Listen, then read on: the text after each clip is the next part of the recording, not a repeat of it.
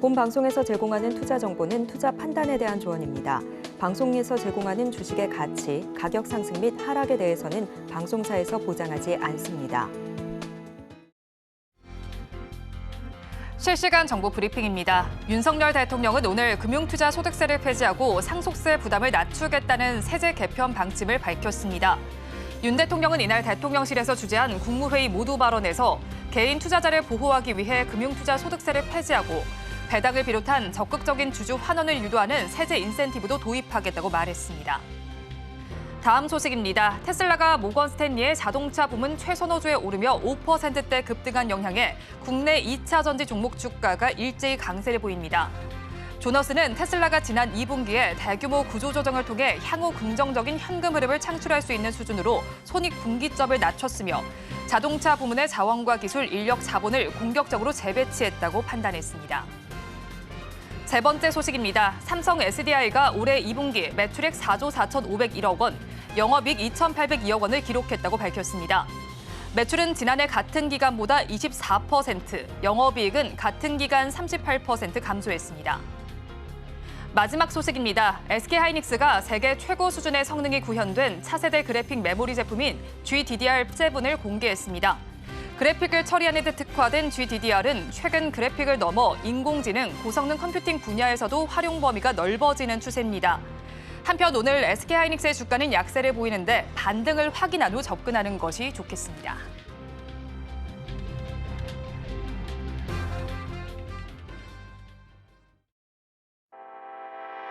시청자 여러분 안녕하세요. 오늘장 내일장 일부 이 시각 시황으로 문 열어보겠습니다. 자, 오늘 윤석열 대통령은 금투세 폐지와 관련을 해서 말을 했습니다. 더불어민주당에서도요. 금투세 완화와 관련된 이야기를 했습니다. 둘 사이의 공통점을 찾아본다면 투자자들의 부담을 경감시키겠다라는 취지입니다. 자, 이 부분은 분명히 증시의 긍정적인 요소거든요. 하지만 오늘 우리 증시는 대외적인 이슈에 더 반응을 하는 것으로 보입니다. 현지 시간으로 오늘 FOMC가 열리게 됩니다. 이에 따른 관망 심리가 작용하고 있는 시장입니다. 어제와 사뭇 분위기가 다른데요. 자세한 지수 상황 살펴보러 가겠습니다. 자, 코스피와 코스닥 양대 시장에서는 오늘 파랗게 질려있는 모습이 나타나고 있습니다. 코스피 시장의 낙폭이 조금 더 크게 나타나고 있고요. 코스닥 시장 역시도 1% 가까이 빠지는 모습이 나타납니다. 코스피 지수의 경우 1%대 낙폭이 나타나고 있는데요. 시장은 점차 몸을 낮추는 모습이 나타나고 있습니다. 저점이 2,733선까지 나타났는데요. 1.2%의 하락세 나타내면서 2,737선의 지수는 거래가 되고 있습니다. 다음으로 코스닥 지수의 상황도 살펴보겠습니다. 코스닥 지수의 경우에는 장 초반에 낙폭이 키웠습니다. 그 이후에는 완만한 기조를 펼쳐주고 있습니다. 오늘 800선도 간신히 지켜주는 모습입니다. 지금 시간 기준으로 0.7%의 내림세가 나타나면서 지수는 802선에 거래가 진행되고 있습니다. 마감까지 800선을 잘 지켜줄지 저희 방송 통해서 지켜보셔야겠습니다. 수급 상황은 어떻게 나타나고 있을까요? 이어서 코스피 시장의 수급 상황입니다. 어제와는 반대되는 수급 양상이 나타나고 있습니다. 어제는 외국인과 기관의 쌍끌이 매수가 나타났는데 오늘에서는 매도 양상이 펼쳐지고 있습니다. 외국인과 기관이 모두 팔고 있고요. 각각 3천억 원대로 덜어내는 모습이 나타납니다. 이 물량을 개인 투자자들만이 홀로 받아내고 있습니다. 6천억 원대로 받아내고 있다는 점 참고를 해주시면 좋겠고요. 양수급 주체 매도 규모는 장중을 넘어서면서 점차 커지고 있다는 점까지 확인을 해보셔야겠습니다.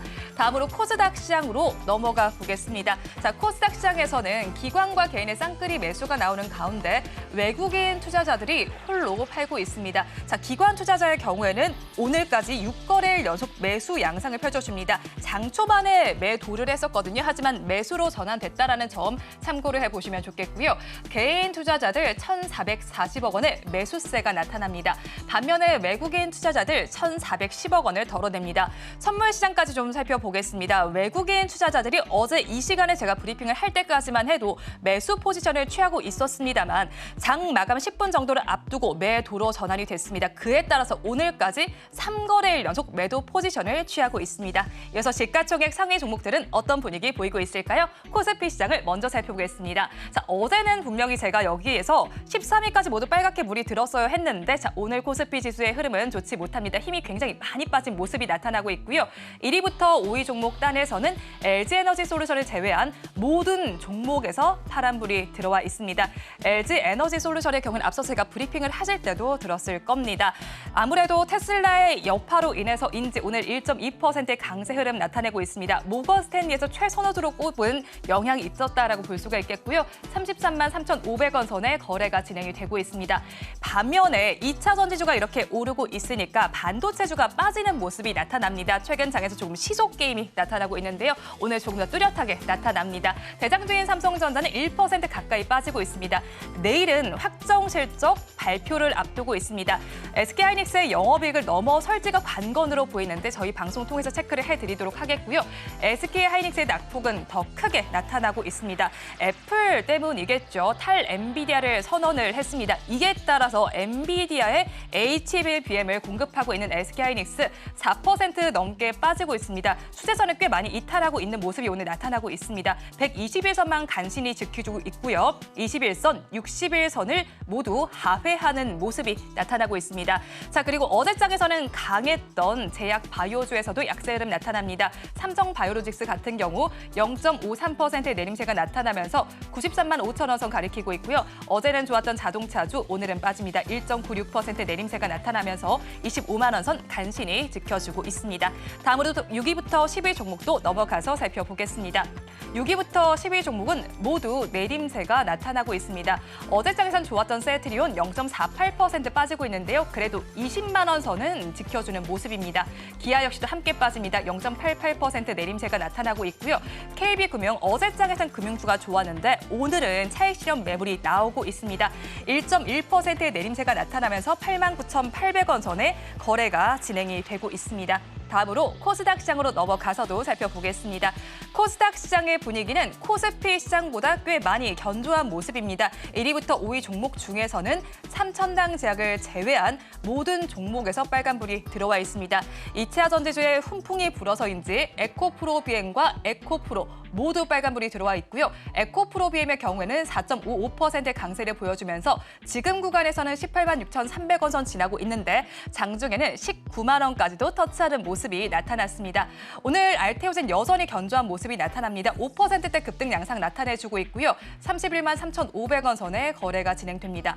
어제장에서는 파란불을 켰던 HLB의 경우에도 0.52% 강세를 보여주면서 7만 7,600원 선에 거래 진행되고 있습니다. 6위부터 10위 종목 이어서 살펴보시죠. 6위부터 10위 종목에서는 혼조 양상이 펼쳐지고 있습니다. 자, 어제 그래도 셀트리온 제약이 10만 원 선 회복을 해줬는데 오늘도 빠지고는 있지만 10만 원 선은 지켜주고 있습니다. 10만 400원 선의 거래가 진행이 되고 있고요. 오늘장 역시나 2차 전지주가 강합니다. 엔캠 전해질과 관련된 업체입니다. 1.08%의 강세가 나타나면서 16만 8,500원 선의 거래가 되고 있습니다. 그리고 제약 바이오주 중에서 이 종목 오늘 흐름을 살펴보셔야겠습니다. 리가켄 바이오 52주 신고가 를 경신하는 흐름이 나타납니다. ADC와 관련해서 파이프라인이 부각이 되고 있습니다. 2.07% 강세를 보여주면서 88,700원 선에 거래가 되고 있고요. KBT에 관련된 클래시스 1.62% 강세 보여주고 있습니다. 그리고 화면에는 보이지 않지만 시총 상위단에 위치한 JYP 엔터까지도 빨간불을 켜주면서 코스닥 시장을 조금 더 견조하게 이끌어주고 있습니다. 지금까지 시황은 저와 함께 살펴보셨고요. 본 방송에서 제공하는 정보는 투자 판단에 대한 조언일 뿐 해당 주식의 가치와 수익률을 보장하지 는 않습니다. 그리고 서울경제TV와 서울경제신문 당사의 브랜드입니다. 최근 당사를 사측하는 피해 사례가 늘어나는 만큼 각별히 주의해 주시기 바랍니다. 더불어서 저희 방송은 유튜브를 통해서도 보실 수 있습니다. 유튜브 검색창에 서울경제TV라고 검색하시면 저희 방송과 함께 하실 수 있으니까요. 많이 참여해 주시기 바랍니다. 7월 30일 화요일입니다. 오늘 장 내일장 1부 본격적으로 출발합니다.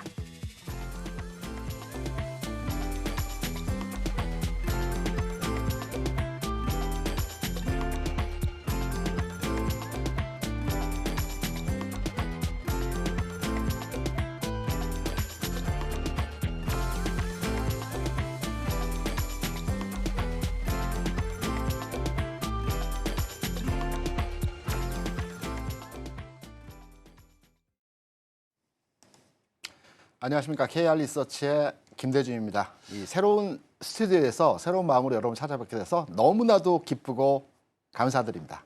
네, 이스토리 정태근 이사입니다. 네. 정 이사님과 지난번 첫 방송을 하고 오늘 두 번째 네. 있죠. 잘 보조하겠습니다. 네네. 그럼 먼저 오늘 시장이 거래소 코스닥 1% 수준에서 하락이 나오고 있습니다. 제가 시장에서 오랜 시간 주식시장에서 몸담고 있으면서 느낀 게 하나 있습니다. 저도 주식을 투자하면서 많은 손해를 본 적도 있었고요. 또 수익을 낸 적도 있었습니다. 그런데 수익을 내는 결정적인 하나의 팁을 오늘 첫 방송이기 때문에 여러분께 팁을 하나 드리도록 하겠습니다. 주식을 할 때요.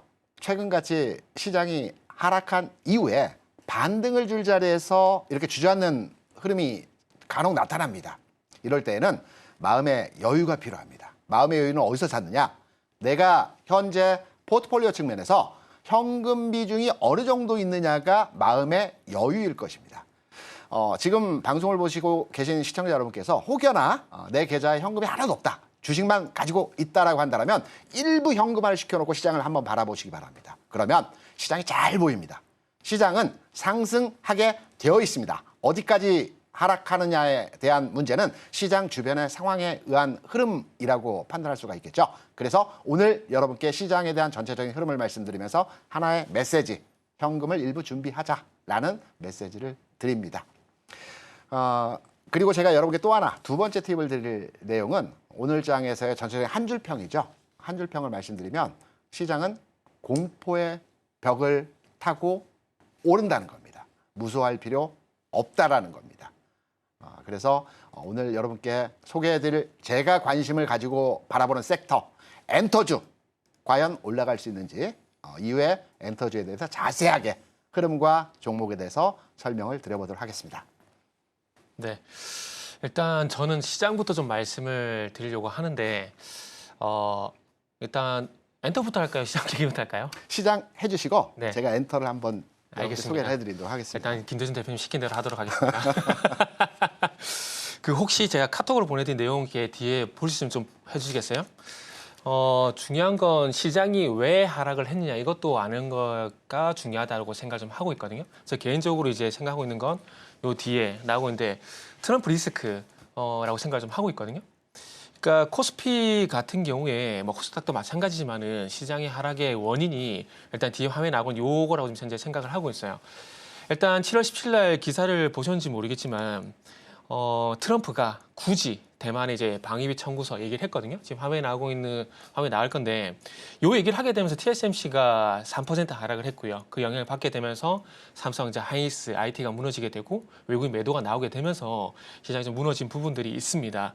그러면 지금 말씀드렸듯이 시장의 어떤 하락 원인은 방금 화면에서 보여드렸듯이 명확하게 일단 트럼프 리스크라 봐야 될 것 같아요. 그런데 여기서 일단 중요한 것은 트럼프가 과연 방위비 분담을 안 해도 된다라고 말은 안 할 겁니다. 그러면 그 마법의 단어 있잖아요. 어쨌든 트럼프의 발언이 악재라면 이 악재가 해소가 되거나 선반영이 되거나 그런 부분들이 나와야 되는데 지금 시장은 그런 것들을 좀 기다려야 되지 않을까라고 좀 말씀을 먼저 드려야 될 것 같아요. 드라마틱하게 나올 만한 호재가 저 개인적으로는 아직까지 없다라고 좀 판단하고 있거든요. 그래서 그런 관점에서 보게 되면은 일단 악재 선반영 이런 부분들을 먼저 봐야 되지 않을까 생각이 들고 지금 화면에 나오고 있지만은 이제 코스피 같은 경우도 이제 121선 부근에서 좀 바닥을 다진 여부를 봐야 될 것 같습니다. 그래서 어저께 한 가지 좀 반가웠던 부분은 일단은 종목별 등락 현황이라는 걸 보시는지는 잘 모르겠어요. 저는 개인적으로 그 부분을 상당히 좀 중요하게 보는데 하루 만에 또 분위기가 바뀌어 버렸습니다. 코스닥 기준으로 보게 되면은 이제 하락 종목 수가 1229 종목입니다. 1229 종목인데 이걸 보는 이유가 뭐냐면 결국 하락 종목 수가 많다라는 것은 매도 심리가 우위에 있다라는 것들이고 매도 심리가 우위에 있다라는 건 투자 심리가 그만큼 안 좋다라는 거거든요. 근데 오늘 하루 만에 또 뒤집어지게 되면서 매도 심리가 우위를 보이고 있는 상황들이고 그리고 또 두 번째 봐야 될 부분이 뭐냐면 또 외국인의 수급. 외국인 수급은 왜 봐야 되냐면 이번에 옵션 만기 이후에 외국인들이 현물과 선물 쪽에서 매도 우위를 보게 되면서 시장에 좀 부정적인 영향을 주고 있거든요. 특히나 현물 수급 같은 경우는 삼성전자 중심에서 IT 쪽에 영향을 주고 있는 상황들이기 때문에 여기서 어쨌든 시장을 좀 바닥을 잡기 위해서는 두 가지가 나와야 됩니다. 첫 번째는 조금 전에 말씀드렸듯이 종목별 등락 현황을 보시게 되면서 상승 종목 수가 우위 현상이 나오는 것들이 좀 지속이 되는지 여부를 보셔야 되고요. 한 2거래일 연속 나온지를 먼저 보시면 될 것 같아요. 그리고 두 번째는 수급. 외국인의 선물 수급, 현물 수급이 지금 안 돌아오고 있는데 당연한 얘기지만은 외국인의 선물 수급이 돌아온지 여부도 보셔야 될 것 같아요. 그래서 정말 죄송하게도 내일 아니면은 이틀 뒤 바닥을 잡는다라고 말씀드리긴 힘들지만 바닥을 잡기 위한 조건 2가지 정도는 말씀드렸기 때문에 이것만 잘 보시더라도 시장이 급하게 대응하시지 않을 수가 있기 때문에 이 2가지는 좀 체크를 하셨으면 좋겠다는 말씀을 드리고 싶어요. 저는 개인적으로 종목 이전에 시장이 가장 중요하다고 좀 생각을 하고 있거든요. 그렇기 때문에 일단 시장에 대해서 먼저 브리핑 좀 해드렸고 이 시장의 좀 안정을 찾기 위해서 또 이제 가져야 될 조건, 그러니까 전제 조건 이 부분을 좀 말씀을 먼저 좀 드려봤습니다. 그래서 일단은 제가 보는 뷰는 그렇고요. 그리고 또 이제 우리 김대중 대표님의 뷰도 한번 들어봐야 되겠죠? 네. 그럼 정 이사님 네. 지금 주식을 살까요? 팔까요? 산다. 산다. 네. 오. 둘 중에 하나를 선택해야 된다면은 산다. 저는 일부 현금해야 될 필요가 있다라고 네네. 생각하는 네. 시장을 바라보는 평가이고요. 좀 전에 제가 엔터주 이제 네. 말씀을 드렸지 않습니까? 네네. 엔터주 하면 좀 생소하시죠? 네. 제가 지금부터 엔터주가 올라갈 수밖에 없는 이유 한 3가지를 네네. 설명을 드려볼 테니까 네네. 거기에 대한 반론을 한번 반론이요? 네, 한번 해주시기 바랍니다. 왜냐면 저도 간과하고 있었던 부분이 있을 수 있기 때문에 저희 오늘 두 번째 봤는데요? 두 번째 봤는데요? 첫 번째 이유로서는 엔터주는 계절적 요인이 강한 네. 섹터입니다. 네네. 엔터주가 과거의 주가 흐름적 측면에서 움직였을 때의 시점을 보게 되면 2020년도 7, 8, 9월장에서 굉장히 주가 상승해서 흐름이 진행이 됐어요. 뭐 네. 가격적으로 구체적인 흐름의 내용들은 우리 시청자 여러분께서 지금 차트를 놓고 한번 평가해 보시면 그 가격의 흐름차를 읽으실 수 있을 것입니다. 21년도에도 7, 8, 9월장에 좋았습니다. 그리고 22년도에도 마찬가지고요. 23년도에도 마찬가지로 7, 8, 9월장의 엔터주들의 주가 흐름 자체는 굉장히 긍정적으로 진행되는 네네. 상황에서 흐름들이 나타났어요. 그래서 결론적으로 말씀드려서 엔터주는 여름에 강하다라는 첫 번째 근거로의 접근을 해볼 수 있는 내용이고요. 두 번째는 최근의 시장 분위기입니다. 최근 시장 분위기에서의 흐름을 보게 되면 반도체도 아니죠. 오늘 2차전지가 약간의 반등치 보여주고 있지만 아직까지 완전하게 상승으로 전환됐다고 보기에는 네네. 조금 어렵습니다.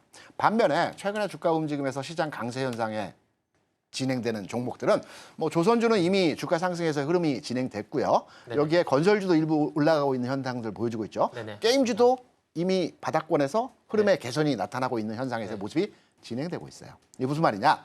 최근에 돈의 흐름 자체가 네네. 그동안 많이 올라갔던 종목은 부담스럽다. 그렇다면 지금까지 안 가고 있는 종목에 대한 투자처를 찾고 있는 지점에서 엔터주가 최근 상황 하에서 흐름의 개선이 나타날 수 있는 지점에서의 돈의 줄기가 이어지고 있다. 두 번째 이유입니다. 네네. 세 번째, 실적입니다. 실적 자체에 대한 평가는 뭐 우리가 뉴스나 기사를 보게 되면 안 좋다, 안 좋다, 안 좋다. 네, 계속 그렇죠. 뭐 부정적인 뉴스에서의 내용들만 나옵니다. 그런데 엔터주는요. 계절적 요인을 제가 앞서 첫 번째로 말씀드렸지 않습니까? 네. 실적 자체 흐름이 네네. 1분기, 2분기는 좋지가 않습니다. 통상 3, 4분기 행사가 굉장히 많죠.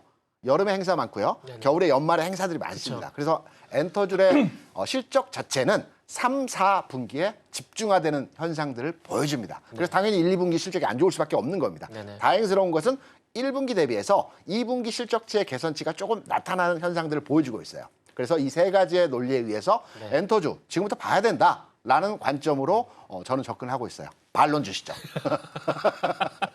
저한테도 숙제를 또 주시네요.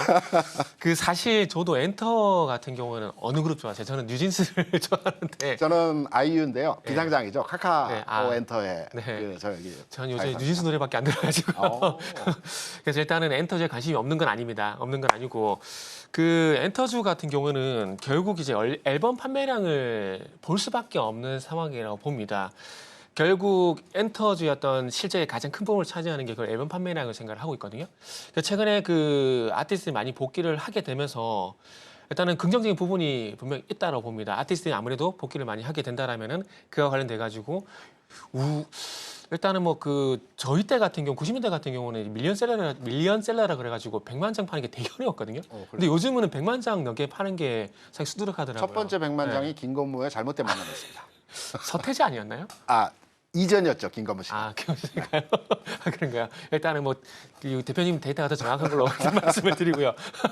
그래서 일단 전 서태지밖에 먼저 기억이 나가지고 그래서 김건모도 최다 판매량 252만 장 그때 세우게 되면서 상당히 선풍적인 어떤 인기를 끌었었는데 제가 앨범 얘기를 계속 하고 있거든요. 계속 하고 있는데 그러니까 결국 그거를 봐야 된다는 거죠. 지금 화면 좀 보여주세요. 그 지난 1분기 때 안 너무 작아요? 너무 작으면 그냥 패스할게요. 그럼 말로 할게요. 말로 할게요. 이 앨범 판매량이 작년이 아니다. 그 1분기 때 15개 분기 만에 상당히 크게 좀 꺾였어요. 그러다가 실적이 좀 안 좋게 나오게 되면서 엔터주가 상당히 강하게 꺾이는 모습이 나왔었는데 그러니까 결국 말씀드리고 싶은 건 뭐냐면은 15개 분기 만에 꺾인 앨범 판매량이 돌아서준다는 어떤 그런 수치가 보이게 된다면은 개인적으로 엔터주 그렇게 나쁘게 볼 필요는 없다. 좋게 봐야 된다고 생각해요. 지금은 나쁘지 않다는 관점에서 보고 있거든요. 왜냐하면 증권가에서 그리고 우리 대표님도 그렇고 이제 앨범 판매에 대한 부분들, 업황에 대한 부분 조금씩 이제 바닥에 대한 얘기가 나오고 있기 때문에 나쁘지 않다는 관점을 봐야 되는데 결국 중요한 건 추세적인 상승인데 우리 대표님이 말씀하신 것처럼 만약에 아티스트들이 많이 복귀를 하게 되면서 이 앨범 판매에 대한 우려감들이 이제 좀 뒤집어지게 된다라면은 그때 가서는 아마 상당히 좋은 흐름이 나오지 않을까 생각이 들어요. 뭐 대표적으로 JYP 엔터테인먼트 차트를 보더라도 상당히 가격적인 메리트는 많이 와 있다라고 생각을 하고 있습니다. 가격적 메리트는 분명히 있는 상황들이고 중요한 건 이 지수가 주가가 좋아지는 어떤 숫자만 확인이 된다라면은 저도 이제 간다에 한 표를 살짝 숟가락을 살짝 얹겠습니다. 결론적으로 말씀 정 이사님 평가는 not 네, 나빼드. bad. 동의합니다. 그럼 정 이사님께서 보시는 지금 시장에서의 관심을 가져야 될 섹터는 네네. 어느 섹터일까요? 요즘 저는 이제 주장창 말하고 있는 섹터가 그 트럼프 수혜 섹터 있지 않습니까? 바이오, 금융, 방산, 조선 간의 피팅. 그러니까 개인적으로 그러니까 6월 달에서 7월 달로 넘어오게 되면서 분위기가 좀 많이 바뀌었다라고 생각을 하고 있거든요. 네. 무슨 얘기냐면은 6월 달 같은 경우는 우리가 화장품, 음식료, 전력 설비 얘기 되게 많이 했었잖아요. 그렇죠. 근데 지금은 어디 가도 그 얘기는 잘 안 합니다. 물론 어저께 화장품 얘기가 나오긴 했지만 근데 6월 29일 날 처음으로 대선 토론이 진행되고 난 이후에 7월 달 들어와서 정말 효자 노릇을 하고 있는 게 바이오. 그렇죠. 그러면서 트럼프 수혜 섹터들 조선까지 반응이 나오고 있거든요. 그러니까 제가 이걸 말씀드린 건 뭐냐면은 그러니까 6월에서 7월로 상반기에서 하반기로 바뀌게 되면서 저는 개인적으로 큰 물줄기가 좀 바뀌었다라고 생각을 하고 있어요. 그러다 보니까 바이오, 금융, 방산, 조선, 피팅 이렇게 해서 지금 현재 요거 섹터들을 무조건 믿고 있습니다. 박수 나가서 계속 요거만 말씀드리고 있어요. 피팅은 뭡니까?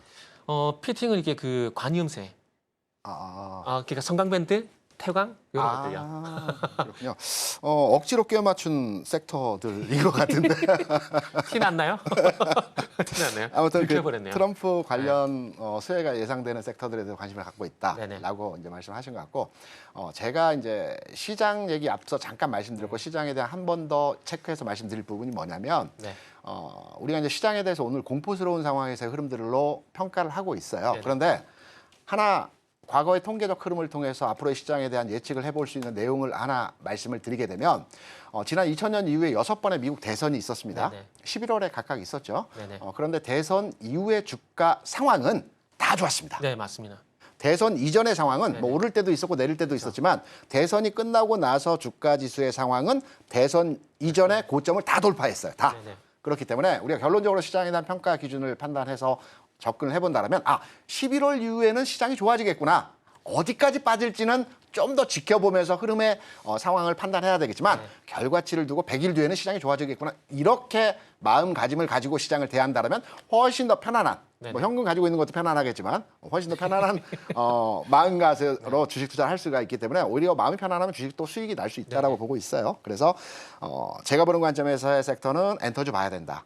우리 정 이사가 보는 관점에서의 시장에 대한 관심 섹터는 트럼프 수혜 많이 말씀드려요. 관련주. 너무 많아요.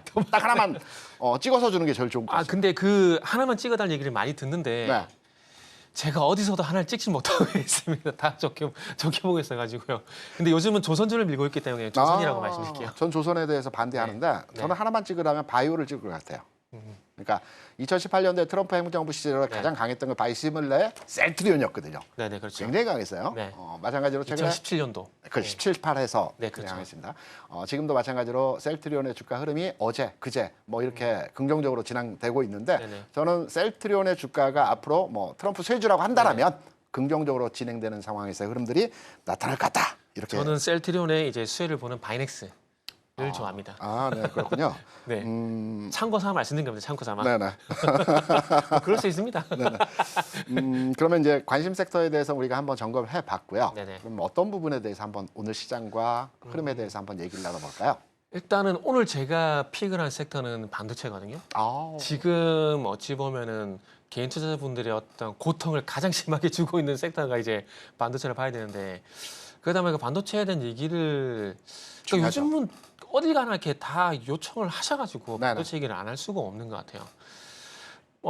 반도체 같은 경우는 이제 잠시 후에 우리가 다시 한번 더 얘기를 나눠보는 저도 쪽으로. 관심이 많아요. 네. 반도체에 대해서 어떤 섹터에 대해서 공략을 해야 될지 아니면 가지고 가야 될지 팔아야 될지. 네네. 굉장히 제가 가지고 있는 그 반도체에 대한 뷰도 있기 때문에 네네. 관련해서 조금 이따 그 네. 설명을 드려보도록 하겠고요. 저도 지금 반도체 한 종목 좀 고통을 받고 있어가지고요.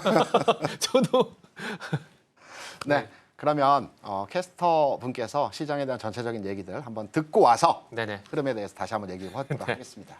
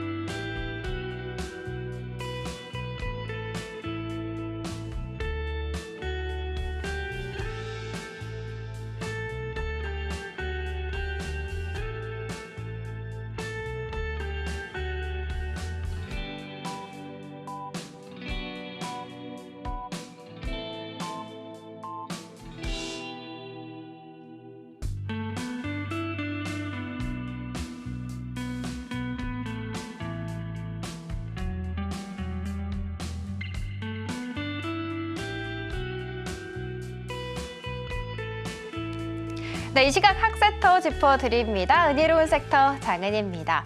일단 시장을 지배하고 있는 것은 역시나 TMF 사태인데요. 생각보다 오래 지속이 되고 있고 그리고 굉장히 고조가 되고 있는 상황입니다. 우리는 2021년 머지포인트 사태를 떠올릴 수밖에 없을 것 같은데요. 성공하면 쿠팡, 실패하면 머지포인트라는 이야기가 있던데 이제는 머지포인트에 훨씬 더 다가선 모습입니다. 자, 그러면 일단 간밤에 흘러나왔던 이슈부터 살펴보도록 하겠습니다. 일단 보이시는 것처럼 TMF 쇼크에 불씨를 지폈던 구영배 대표가 출국 금지를 당했다라는 이야기가 전해졌습니다.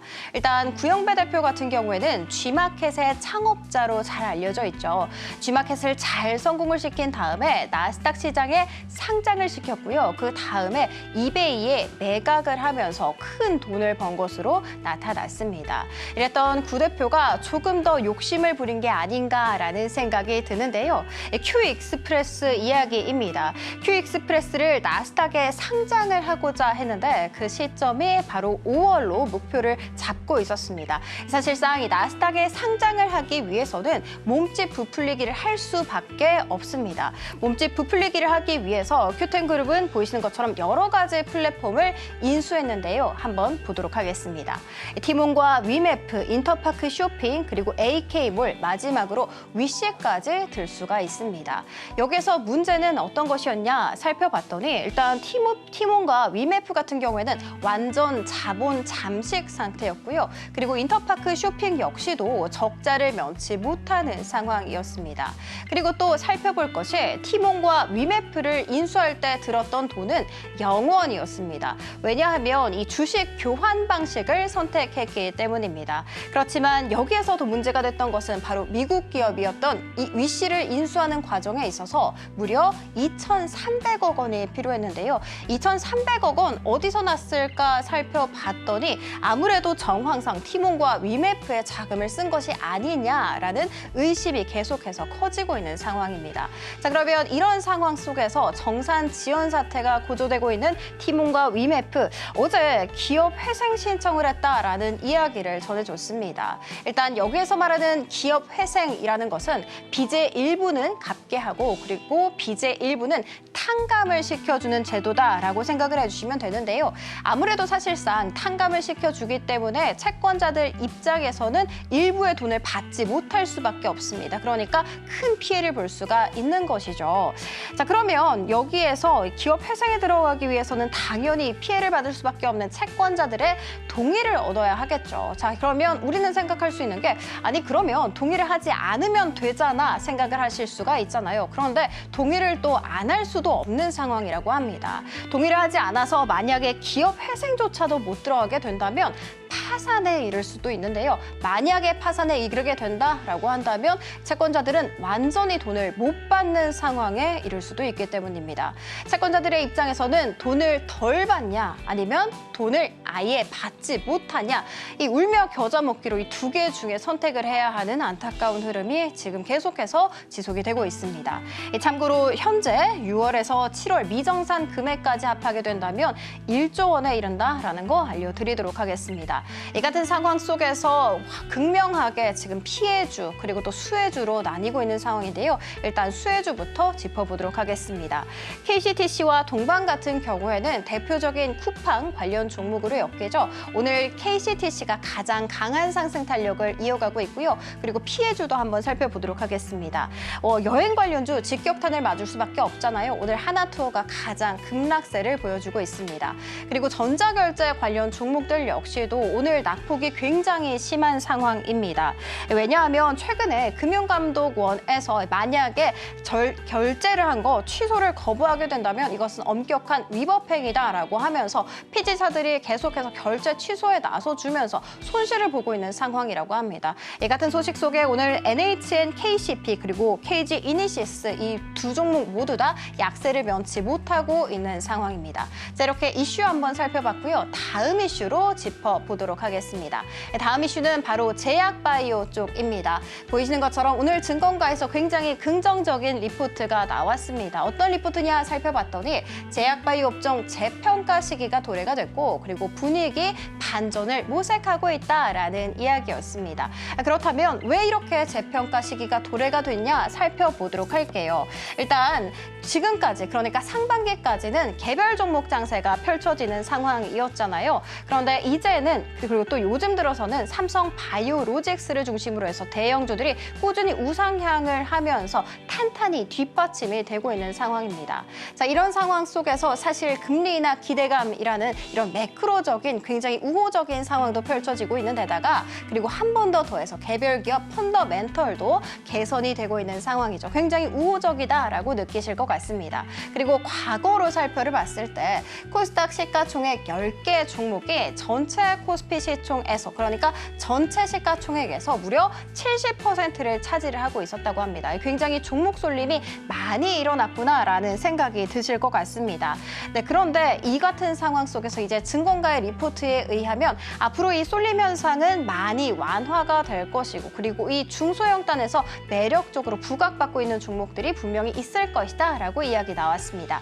이 같은 리포트 속에 오늘 금리 인하 수혜를 받아가면서 삼성 바이오로직스 같은 경우에는 빨간불을 켜내고 있는데요. 일단 70만 원대에서 이 종목 같은 경우에는 증권가에서 TP 상향 조정을 무려 100만 원까지 한 사례가 있었습니다. 그때 당시에 과연 100만 원 갈 수 있을까 했는데 오늘 장중에 강한 상승 탄력이 나오면서 장중한 때 96만 원까지 터치하기도 했습니다. 당연히 이번 2분기에 좋은 실적을 발표를 했었고 그리고 최근에 1조 5천억 원 규모의 대형 수주 소식까지 전했기 때문입니다. 그리고 바이오플러스 역시도 오늘 호재를 전했습니다. 600억 원 규모의 투자 유치를 받았다라는 소식 그리고 비만 치료제 시장에 나도 한번 뛰어들 거야 라는 소식까지 전했습니다. 자, 그리고 한국 BNC 역시도 대표적인 비만 치료제 관련 종목으로 오늘 급등세가 나오고 있고요. 그리고 DXVX 역시도 오늘 두 자릿수 강한 상승 탄력 이어가고 있습니다. 그리고 마지막으로 신신제약과 같은 종목들은 오늘 가장 강한 상승 탄력을 받아가고 있는데요. 이 종목 역시도 개별 호재 있었습니다. 녹는 마이크로니들 생산 공정을 세팅 완료했다라는 소식 속에 20% 이상의 급등세 보여주고 있습니다. 자, 이렇게 이슈까지 한번 살펴봤으니까요. 이제는 오늘의 국내 테마 탑3로 이어가 보도록 하겠습니다. FOMC를 기다리고 있는 이번 주죠. 이런 상황 속에서 금리 인하 수혜를 받아갈 수 있는 종목 그리고 섹터 쪽에서 오늘 강세를 보여주고 있습니다. 대표적으로 5G 그리고 리모델링 인테리어를 꼽을 수가 있는데 일단 5G 쪽에서는 옵티코어가 장 초반 빠르게 상한가에 안착하는 기염을 토해냈습니다. 역시나 개별 호재가 있었는데요. AI 데이터 센터용 광 트랜시버가 대기업의 검증을 진행 중이다라는 이야기를 전했기 때문입니다. 이뿐만이 아니라 이로운 같은 경우에는 장 초반에 빠르게 VI가 발동했다라는 거 짚어드리도록 하겠습니다. 자, 그리고 다음으로 한번 이동을 해보도록 하겠습니다.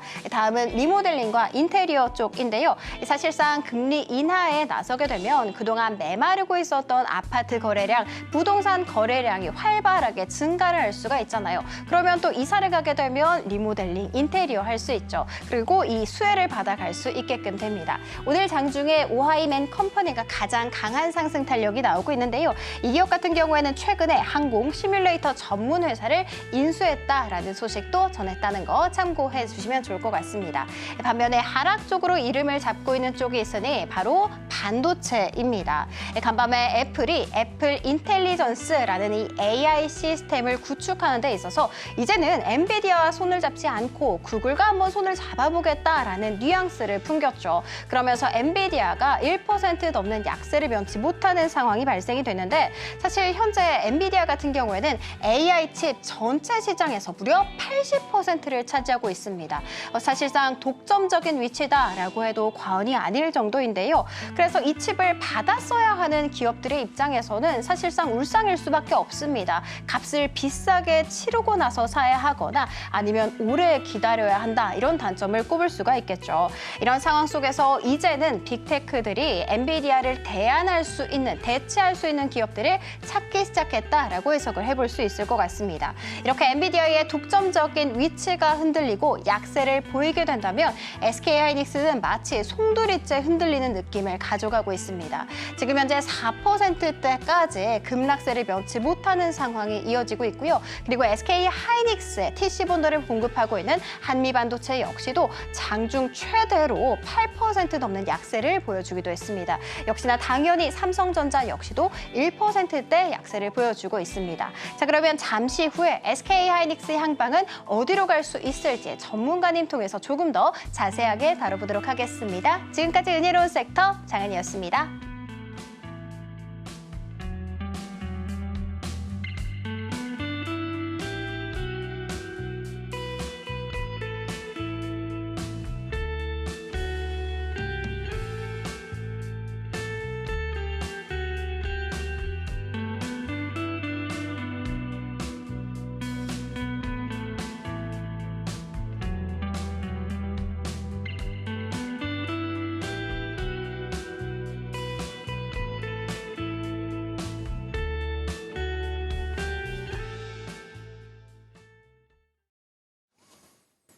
정 이사님, 네. 경제방송 출연도 많이 하시는데 경제방송 시청도 많이 하시죠? 네. 제가 경제 채널에 대해서 개선점 하나 얘기하려고 합니다. PD님 잘 들으세요. 바이오가 올라가면 바이오 얘기만 해요. 네. 조선이 올라가면 조선 얘기만 해요. 맞아요. 근데 실제 개인 투자자들이 가지고 있는 계좌의 종목은 반도체입니다. 그렇죠. 그래서 우리는 네. 반도체 얘기를 한번 해봐야 될 것 같아요. 네. 들으셨죠? 근데 이제 반도체 얘기를 하는데 네. 카테고리 좀 제가 분류를 해서 한번 네네. 우리 접근을 해보죠. 네. 삼성전자 하이닉스 하나의 카테고리, 네. 그다음에 AI 반도체 관련한 한미 반도체, 네네. 그리고 여전히 못 가고 있는 소부장. 그렇죠. 과연 어떻게 대응을 해야 될지 예, 예. 이제 SK 하이닉스에서 확장해서 한번 우리가 한번 짚어보도록 하죠. 네네. 일단 최근에 하이닉스가 상당히 많이 주가가 빠지고 있습니다. 그렇죠. 빠지고 있는데 일단 원인은 뭐 두 가지라고 봐야 되지 않을까 생각이 들어요. 첫 번째는 이제 엔비디아. 그렇죠. 우리가 아시겠지만 그동안 엔비디아 얘기했었고 하이닉스 얘기하게 되면서 하이닉스 낙폭과 기대가 되는 종목이 한미반도체 이런 연결고리를 가지고 HBM, CXL, 온디바이스, 온센사의 뉴로기 반도체 랩을 할 것 같네요. 네네. 그런 것들이 강세를 보였었는데 아무래도 이제 엔비디아 약세를 보이게 되고 아까 전에 그 방송 초반에 보여드렸던 그 방위 분담 얘기를 해가지고 TSMC가 하락이 나오다 보니까 하이닉스가 약세를 보일 수밖에 없는 국면이라고 봐집니다. 봐지고 그리고 여기 또 중요한 건 뭐냐면 지금은 어쨌든 시장 하락하니까 하이닉스 하락한다라고 이렇게 위안을 하셔도 저는 된다라고 봐요. 본격적인 게임은 그러면 하이닉스가 제자리로 돌아갔을 때 과연 계속 신고가 갈 것인가 이제는 이런 아이디어 쪽으로 좀 가야 된다고 생각을 하는데 그동안 어쨌든 뭐 독점적이었지 않습니까? 그렇죠. 독점적이었는데 어쨌든 이 엔비디아 벤더 쪽으로 이제 삼성전자 들어가고 마이크론 들어가고 이런 게 좀 악재라고 생각이 들어요. 어쨌든 캐파를 보게 되면은 삼성전자가 정말 위협적인 부분이라고 보고 있습니다. 그리고 저 개인적으로는 7월 16일 날 그 대만의 디지타임즈하고 트렌드포스 원문 기사를 봤는데 그때 당시 3는 뭐 통과가 됐다는 얘기가 있고 3는 뭐 9월 달 뭐 하반기 얘기가 나왔었는데 그러니까 이게 결국 뭐냐면은 어쨌든 삼성전자가 들어온다라는 거죠. 그러면 만약에 뭐 저는 그 신상론이라는 얘기를 하는데 무슨 얘기냐면은 아무래도 아파트도 구축보다는 신축이 낫고 중고차보다는 신차가 낫고 이런 게 있지 않습니까? 이렇게 본다라면은 HBM 벤더로 보게 된다라면은 물론 하이닉스가 안 좋은 건 아닙니다. 안 좋은 건 아니지만은 새롭게 삼성전자가 들어가게 된다라면은 시장 시선이 살짝 삼성전자로 가게 되지 않을까 생각이 들거든요. 그럼 여기서 하나 하이닉스부터 결론을 내리고 하죠. 네네. 하이닉스 지금 18만 8천 원 네네. 삽니까 팝니까? 삽니다. 오, 사는데 조금 전에 말씀드렸듯이 정고점 부분까지 가서 그때부터는 좀 고민을 해봐야 된다 생각하는 거죠. 정고점이라고 하면 25만 원. 네, 아니요. 그 22만 5천 원 이상. 아, 22만 5천 원. 네, 그 그럼 위쪽에서요. 저도 하이닉스는 지금 가격에 사도 된다. 네. 된다라고 하나의 네. 둘의 의견을 5패만 하나 주세요. 정리해 보고요. 그러면 이제 HBM, AI, 한미반도체 어떨까요? 한미 반도체도 마찬가지라고 생각이 돼요. 그러니까 이렇게 말씀드릴게요. 네. 그 하이닉스하고 한미 반도체는 일단 전고점 부분까지는 뭐 트레이가 가능하겠지만은 그 이후부터는 좀 쉽지 않을 것 같다. 저는 기본 아이디어를 이렇게 좀 말씀을 드릴게요. 왜냐하면은 그러니까 하이닉스도 그렇고 한미 반도체도 그렇고, 그러니까 특히나 한미 반도체 같은 경우는 저는 개인적으로 이 독점이라는 프리미엄이 상당히 많이 반영됐다고 봐요. 네. 물론 그 한미 반도체가 가지고 있는 이 실적 퍼포먼스 이거 무시하는 건 절대 아닙니다. 아닌데 그거 플러스 해가지고 독점 프리미엄이 제가 볼 때 상당히 많이 반영된 부분들이 있기 때문에 그 부분이 만약에 지속이 되지 않게 된다라면은 과연 지금까지 봤던 시선을 똑같이 봐야 되느냐? 그건 아니라고 좀 보고 있거든요. 물론 하나 정밀 기계가 HBM3E가 아니라 HBM3에 들어가는 TC본더 장비를 이제 테스트를 받고 있는 겁니다. 그러나 HBM3가 되면은 저는 E도 될 거라고 보고 있어요. 그리고 하나 정밀 기계가 반도체 쪽의 어떤 전공 쪽의 식각 장비라든지 장비가 상당히 괜찮거든요. 그런 업력을 보게 된다라면은 뭐 3도 저는 진입이 가능하다고 생각하고 있습니다. 그렇게 본다라면은 지금까지 한미 반도체가 그랬던 것처럼 계속 가느냐? 그거는 아닐 수도 있다. 뭐 저는 그렇게 생각하고 있습니다. 저는 한미 반도체는 네네. SK 하이닉스와 비슷한 궤적을 가져간다라고 판단하고 있고요. 네네. SK 하이닉스를 산다라면 한미 반도체도 당연히 사야 되는 측면으로 접근해야 네네. 되겠죠. 물론 이제 거시적인 측면에서의 기업의 어떤 영업 활동에 대한 여러 가지 변경 사항들이 네네. 제어가 될 수는 있겠지만 기본적으로 지금 시점에서의 가격 수준이라고 한다라면 네. SK 하이닉스 마찬가지로 저는 사도 된다라고 네네. 판단되는 지점에서의 네. 흐름이죠. 그러면 우리가 이제 HBM과 SK 하이닉스를 이제 한번 대략적으로 한번 읽어봤습니다. 네네. 그러면 계좌에 가장 많이 가지고 있는 소부장 네네. 종목들은 어떻게 판단해야 될까요? 진짜 정말 많이 빠졌어요. 정말 이거는 진짜 제가 있다고 저도 지금 이제 고통을 받고 있기 때문에 네네. 지금은 사실 갖고 있을 수밖에 없는 상황이라고 말씀드리는 게 어, 정말 솔직한 얘기라고 생각이 듭니다. 음. 만약에 이 반도체 소부장에 물려있는 분들이 저뿐만 아니라 많은 분들이 있을 거라 생각이 드는데 이게 대안이 될 만한 부분이 있다면 가는 게 맞다고 생각이 들지만 네네. 그게 아니라면은 지금 상황에서는 가지고 있는 게 맞다라고 생각이 들고 네. 그리고 저 개인적으로는 반도체가 끝이 났다라고 생각하지는 않습니다. 네네. 그러니까 반도체가 HBM만 있는 건 아니지 않습니까? 그렇죠. 이게 뭐 낸드도 있고 그리고 우리 소위 말하고 있는 DDR5를 포함한 범용 DRAM도 분명히 있는 상황이기 때문에 여기까지 확장은 아직 안 됐다고 저는 개인적으로 생각을 하고 있거든요. 그렇기 때문에 이 HBM에 제한된 시선이 조금 시장에서 확장을 좀 시키게 된다라면은 저는 분명히 레거시 쪽 포함해서 간다라고 보는 거죠. 그러다 보니까 물렸다고 해서 무조건 가지고 있어라는 것이 아니라 이런 신락 같은 희망이 아직까지 남은 상황이기 때문에 저는 가져가도 된다라고 물렸지만 그럼에도 불구하고 가져가야 된다라고 생각을 하는 겁니다. 저는. 제가 이제 정의사 얘기에 첨언해서 네네. 보충 설명을 한번 네네. 소재 부품 장비주에 대한 설명을 한번 드려보려고 네네. 합니다. 가져간다는 데에 대해서는 동의하고요. 네네. 왜 가져가야 되는지에 대한 설명을 드리게 되면 반도체 경기 좋다라고죠. 네, 그렇죠. 뭐 다들 좋다라고 올해 내내 반도체 좋아지고 있고 실적도 거기에 대한 반응을 보여주면서 하이닉스나 삼성전자 실적이 좋게 나오고 있어요.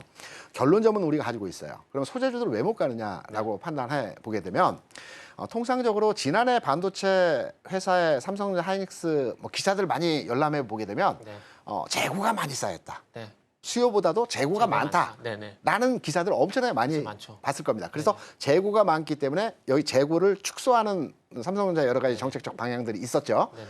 지금 반도체 출하되고 있는 물량들은 지난해 재고 물량 출하입니다. 네. 그렇기 때문에 우리가 이제 반도체를 생산함에 있어서 소부장 기업에 대한 새로운 오더를 줄 때 재고 물량을 출하하는 기간 내에서는 오더 물량 안 주겠죠. 반도체 경기 좋습니다. 네네. 제가 볼 때는 3, 4분기, 4, 4분기로 넘어가게 되면 재고 물량이 다 소진되고 신규 물량 중심으로 해서 생산이 이루어질 것 같아요. 네네. 그러면 소부장 기업에 대한 신규 오더가 내려가거든요. 네네. 그렇다면 소부장 기업들은 이 시기에 주가 올라갈 수 있는 어떤 주가 모멘텀을 가지고 있다라고 측면 해석되기 때문에 지난한 조금의 기간이 필요하겠지만 가지고 있어라. 네네. 동의하는 부분에서의 흐름입니다. 네, 맞습니다. 그래서 일단은 반도체 얘기하게 되면 하고 싶은 얘기가 너무 그렇죠. 많습니다. 너무 그거는 많은데. 우리가 다음 시간에 네. 하나하나 시간을 두고 네. 길게 시간을 갖고 한번 풀어가도록 하겠고요. 제일 중요한 거는 이 시장, 지금 시장에서 네네. 제가 우리 모두의 관심 섹터를 말씀드렸고 네네. 또 관심 종목으로 한 발 더 네. 들어가 봐야 되겠죠. 네네. 앞서 이제 관심 트럼프 수혜주 말씀해 주셨기 네네. 때문에 픽업해서 어떤 종목을 이 시장에서 관심을 가져야 될까요? 알겠습니다. 일단은 먼저 하실 줄 아는데 제가 먼저 할게요. N은 뒤에. 네, 저는 케이프라는 종목을 준비를 했습니다. 이게 이제 그 선박 엔진에 들어가는 그 실린더를 만드는 회사를 보시면 되는데 그 자동차도 마찬가지로 이제 엔진을 보게 되면 실린더 안에서 피스톤이 왔다 갔다 하거든요. 그래서 선박 엔진도 마찬가지로 보시면 될 것 같아요. 뭐 조선주 실적 얘기하고 업황 얘기는 안 하겠습니다. 안 하겠고 뭐 2분기 실적 잘 나온 건 다들 잘 알고 계실 거고 그러면 이제 조선주였던 지금 위치가 좀 부담스럽다라면 우회적으로 수혜가 될 만한 기자재 쪽으로 보는 게 맞다고 생각이 드는데 이 케이프 같은 경우는 뭐 조선하고요. 그걸 플러스 해가지고 이제 밸류까지 같이 준비한 종목이다라고 보시면 될 것 같아요. 그래서 밸류 쪽으로 바로 말씀을 드리면 이 회사가 주주 환원책에 상당히 좀 적극적입니다. 2022년도 같은 경우에 자사주 120만 주, 작년 같은 경우에 150만 주, 올해 또 3월 달까지 30만 주 정도 이제 자사주 매입을 하게 되면서 300만 주 정도 비율이 있거든요. 그래서 전체 주식수 대비해서 9.7% 정도 되는데 여기서 끝이 아니고 현금 유동성이 확보가 되게 되면 올해 또 추가적으로 할 가능성이 상당히 높다라고 봐집니다. 그렇게 본다면은 이 자사주 매입을 통해서 유통수가 줄어들게 되면은 당연히 주가 부양 효과가 발생될 수 있고 그리고 또 두 번째 배당. 이 회사가 작년에 DPS가 그러니까 주당 배당금이 300원이거든요. 근데 이거를 시가 배당률로 보게 되면 6.9%입니다. 국내 고배당 얘기하는 것들이 보통 5%인데 6.9%면 상당히 고배당이라 좀 볼 수 있다고 생각을 하고 있습니다. 그래서 자사주 매입, 배당에 대해서 상당히 적극적인 기업이다라고 보시면 될 것 같고 그리고 이 회사가 이제 유통 가능한 주식수가 33% 정도가 됩니다. 그러니까 소위 말하는 품전수 매력이 또 있다라는 거죠. 그래서 그런 측면에서 보게 된다라면은 이제 조선주였던 낙수 효과 그리고 이제 밸류 매력이 있는 기업이기 때문에 오늘은 케이프라는 기업을 준비를 했고요. 네. 그리고 이제 목표가는 8,000원 정도 보고 있습니다. 그리고 손절가는 5,700원. 그래서 오늘 제가 준비한 종목은 케이프라는 종목을 준비를 했습니다. 케이프에 대해서 제가 한마디만 더 얹어 드리면 케이프 증권이라고 있지 않습니까? 네, 있어요. 거기에 후배 동료들이 이제 근무를 하는데 네. 케이프의 조직 문화가 굉장히 보수적이고 리스크를 절대적으로 싫어하는 조직 문화라고. 그래서 네. 주가도 굉장히 무겁습니다. 네. 안전하고 성장성 그렇죠. 있고 회사는 좋은 반면에 주가의 흐름 자체는 굉장히 무겁다는 것, 네. 조직 문화가 그렇다는 것 하나 이해하시고 여기에 대해서 접근하시면 될 것 네. 같고요. 제가 보는 섹터는 엔터입니다. 좀 전에 엔터에 대한 세 가지 측면에서의 접근 가능성에 대한 이유를 말씀드렸죠. 네. 계절적 요인, 여름에 강하다, 주가가 항상 강했다. 두 번째 요인으로는 최근 시장 분위기에서 안 간 종목들, 못 간 종목들, 종목별 키 맞추기 현상화에 의해서 엔터주가 움직일 수 있다. 세 번째는 실적이 턴어라운드 되고 있다라는 지점이죠. 여기에 반해서 악재들도 많습니다. 최근에 이제 엔터주들에 대한 악재, 대표적인 악재라고 한다면 뭐 시세 조정 이슈도 있고요. 네네. 또 집안 싸움. 뭐 그죠. 내부적으로 뭐 이슈도 많고 뭐 서로 뭐 속 시끄러요. 네, 집안 싸움 뭐 이슈가 많은데 네. 결국은 이 부분들이 어느 정도 시장 내에서 해소가 되고 희석화되는 과정들이 지금 진행이 되고 있죠. 그래서 지금의 주가 반영에 가격에 충분히 반영이 돼 있다라고 판단이 되고 있고요. 네. 그렇다면 엔터주가 대표적으로 우리가 3개사, 4개사 정도의 대표 엔터사를 많이 네네. 판단하고 있어요. 과거에는 하이브를 많이 관심을 갖고 네네. 진행을 했는데 저는 현 시점에서 엔터주를 산다라고 한다면 YG 엔터테인먼트. 가격은 지금 수준에서 진입해도 크게 무리 없다라고 보고 있습니다. 네네. 그래서 지금부터 분할 매수 관점에서의 접근 가능하고요. YG 엔터 그리고 엔터주 전반의 흐름에 있어서 네. 개선되는 과정에서의 주가 상황이 유지 진행될 가능성이 높다 이렇게 판단하고 네네. 있습니다. 네, 그렇습니다. 오늘 이제 저는 케이프 그리고 YG엔터를 준비를 했습니다. 그래서 이 종목들 한번 기대를 많이 해주시고 그리고 다음 주도 어떻게 되는지 한번 지켜보도록 하겠습니다. 어떻게 하다 보니까 마무리를 제가 하게 됐는데 네. 오늘 어떻게 방송 재밌었는지 모르겠습니다. 다음 주도 티키타카 저희가 한번 재밌게 한번 준비해 보도록 하겠습니다. 지금까지 이스토리의 정태근 이사, 김대주입니다. 네, 감사합니다.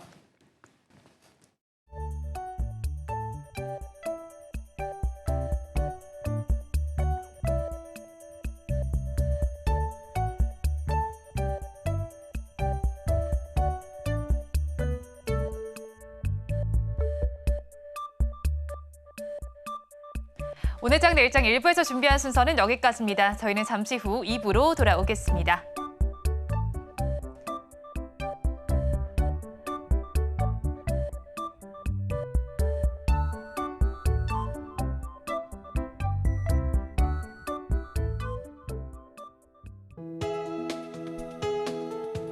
본 방송에서 제공하는 투자 정보는 투자 판단에 대한 조언입니다.